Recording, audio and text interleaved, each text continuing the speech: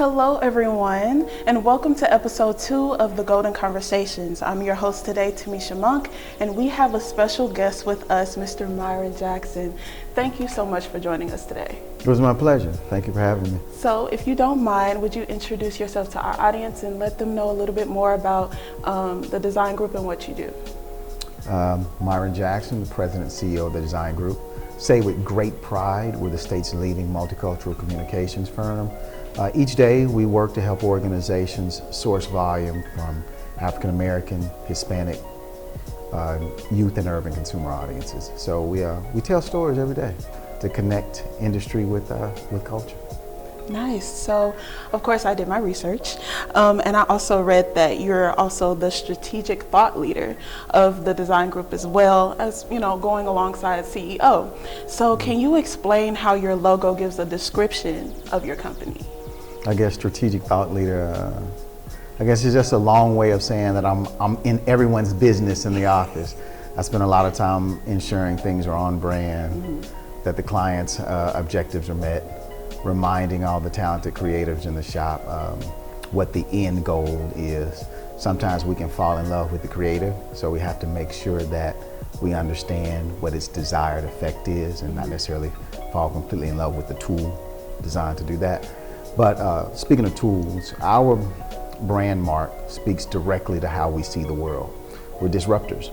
The avant-garde kind of look and feel, the distress treatment to the D, speaks directly to the idea that we want to disrupt the status quo and how messaging is delivered to communities of color. We spend a lot of time helping brands understand that the general market is a politically correct way of saying white people. And America is filled with a whole lot of folk above and beyond just the white community. So we spend a lot of time helping clients understand that you can speak to that general market, but you can also speak to everyone else. And that everyone else may be identified by race, may be identified by sexual orientation, may be identified by lifestyle or life stage. And then understanding the way you speak to the general market may be different how you speak to a niche market. But if you do it right, you can yield quote unquote total market value. So general market coupled with what we believe to be targeted urban focused or segmented marketing approaches yield total market value. So the look of that and the mantra around that is not by accident, but by design, and pun intended. So, yeah. Perfect. So also a part of your logo, it says we're culturally connected. And you've mentioned, of course, how you're not helping just one specific demographic. So how would you say that your company is helping your clients and brands stay culturally connected? Gotcha. Our firm kind of sits uniquely at this corner of commerce and culture. If you marry those and you marry them in an appropriate fashion, you can yield handsome returns. What we help a lot of our clients recognize that we have a PhD in understanding how Black and brown communities work. Why? Because we are a part of Black and brown communities. We're not looking over and saying, oh, now let me understand how my mom used to approach it, or my aunt approaches it, or my brother and sister approaches it, or my neighbors approach it. Every day we're spending time watching it happen as we live it. So we're connected to the culture because we're part of the culture. Now our job is to say, let us take your brand and connect you to the nuances of this culture in an effort to hopefully source some type of positive value out of it. So being culturally connected, it's got a clever alliteration there, but it also really speaks to the idea that we have a unique understanding of a market segment that you may not have. And in tapping into that market segment, it can help your company grow.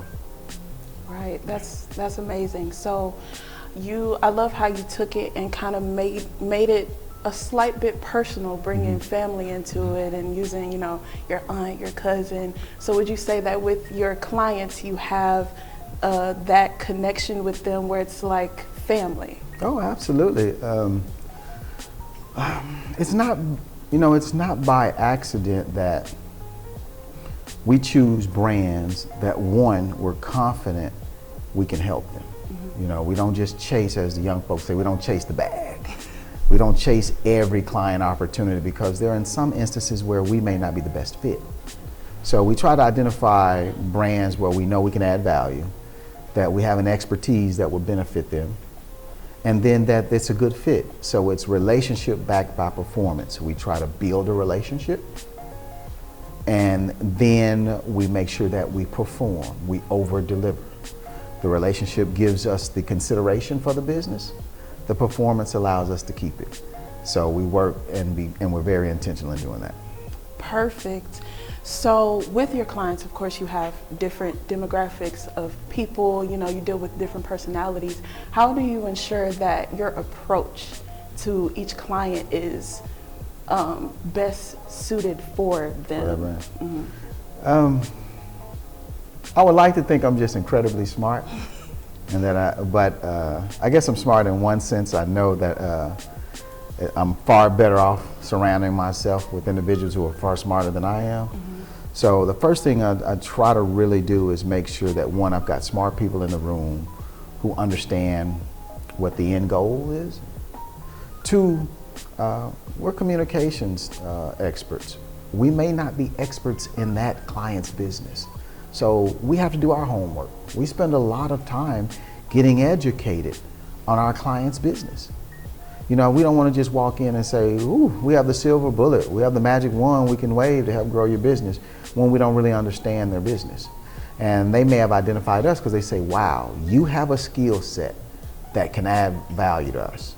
But now we need to help you understand what we're doing. So we spend a lot of time educating ourselves, getting talented folks that, once they have that understanding, they apply it to the principles of integrated marketing communications to develop the best communication strategies. So we spend a lot of time educating ourselves, developing communication plans, implementing those plans, and then what's critically important is we look and say, ooh, did it work?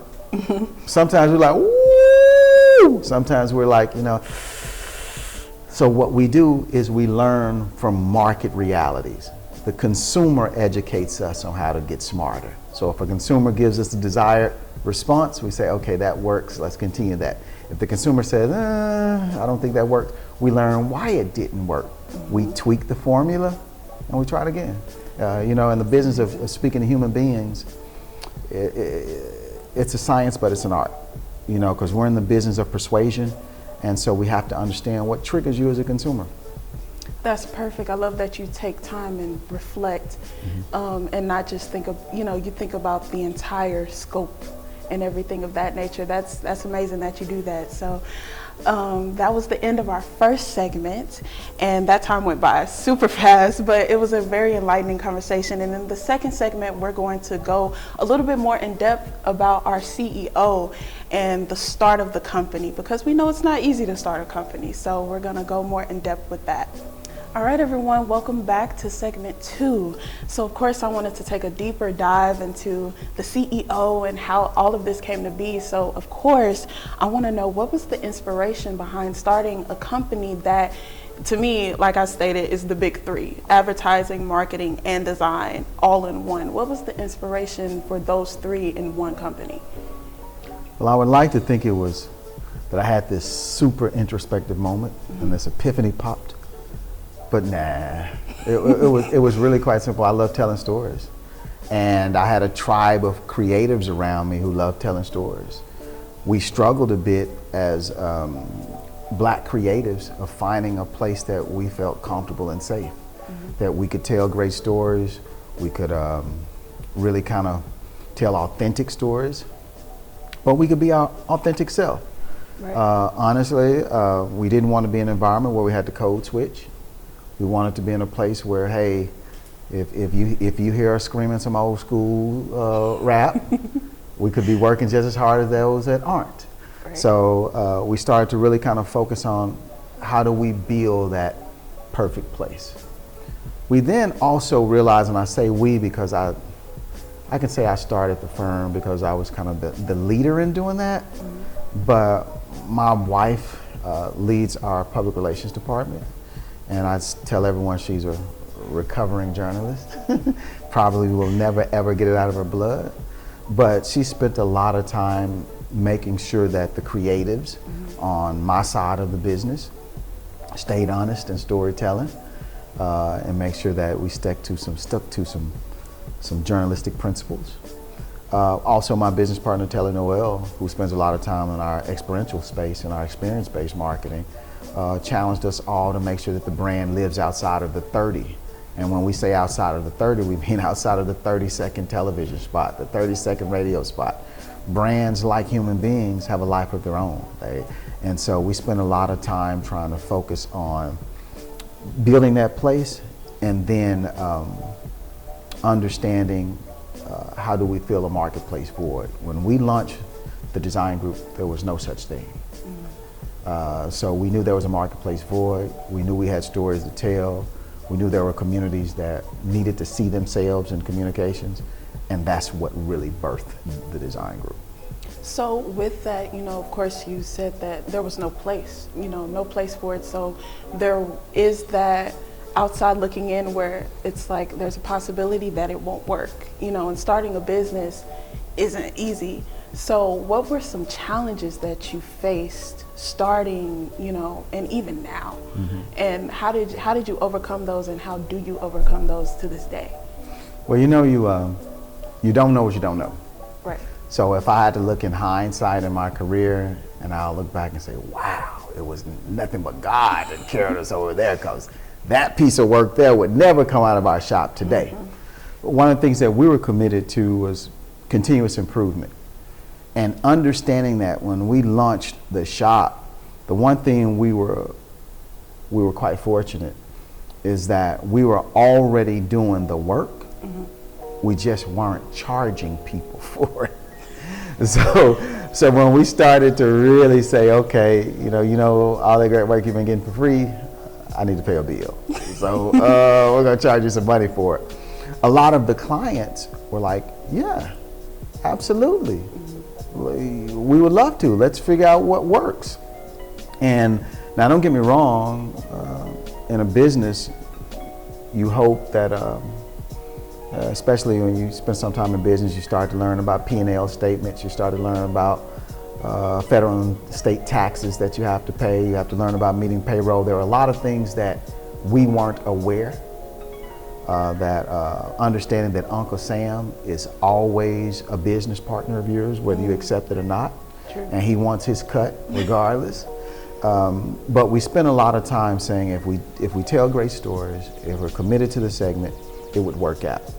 Now, in terms of the hurdles, a couple of things that we tried to make sure, and I try to instill in all of the team workers or team members that come on board and work at the shop, you have to understand and know your market segment. See, we didn't go into this saying we were completely ignorant on how to market to African Americans, how to market to Latinos. We understood that, how to market to teenagers, how to market to young adults. We understood that. What we didn't understand is while we're doing all of that, who's gonna make sure payroll gets covered? Who's gonna make sure all that? So we had to learn that by bringing in talented folks. So I tell everyone, a great business has problem solvers in every division. And those who handle payroll, those who handle all the other aspects of our business are just as integral as the folks who are out there trying to figure out how to make jingles and how to make ads. So we've tried to pull together as many talented folks along the way when we were building the business that would ensure that every division of TDG, the design group, functions like a well-oiled machine. Right. And we've learned by doing. Some of my greatest learnings is learning from the mistakes I made, and I continue to move forward from there. But good question, thank you for asking. No problem, thank you for answering it, and amazing.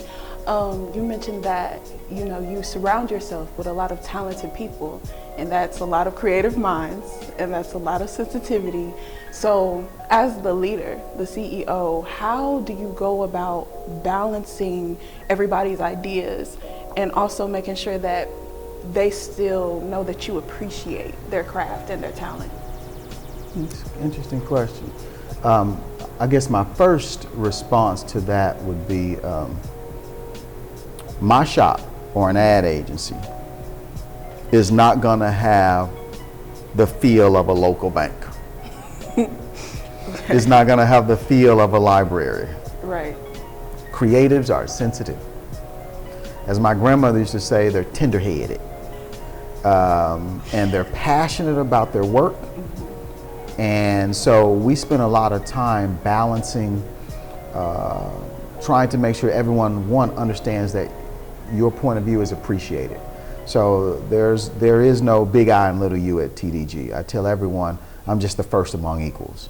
I'm not the boss and you're the employee. We're all professional colleagues. Wow.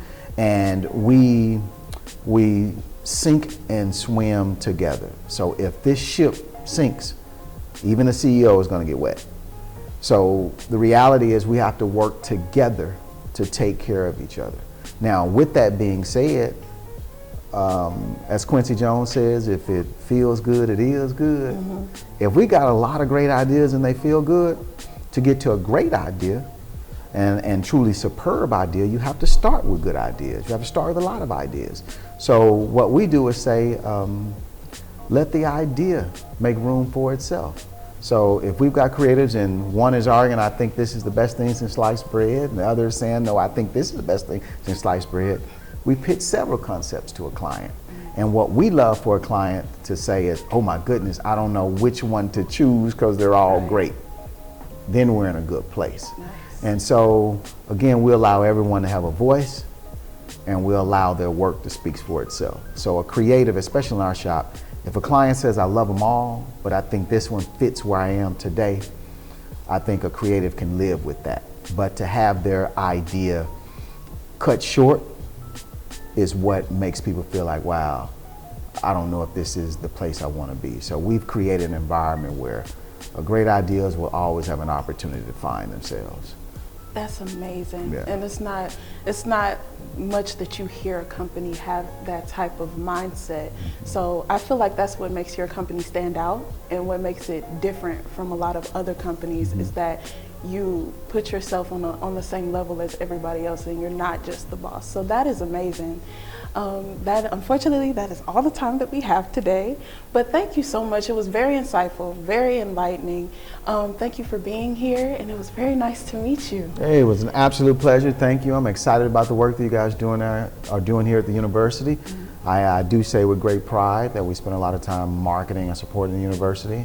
Excited about amazing students such as yourself that are coming out. So please consider our firm when you guys are in your job search. And again, thank you so much. It's greatly appreciated. Thank you. That is all that we have for today's episode.